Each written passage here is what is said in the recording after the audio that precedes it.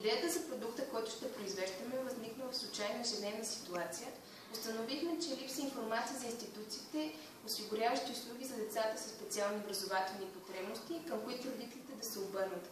След проведено предварително маркетингово проучване беше установено, че обществото не разполага с информация за проблема.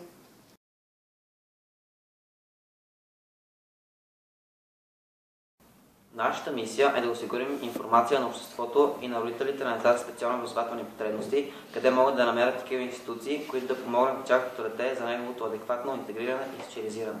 За нас всяко дете е ценно и неповторимо и то трябва да намери място в обществото.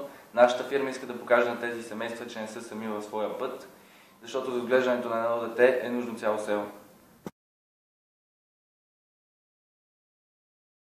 Нашият продукт е тениска с тематична щампа, която показва, че децата са най-ценни в света, като към нея има етикет, който дава информация за институциите, които показват проблемите на децата с специални образования.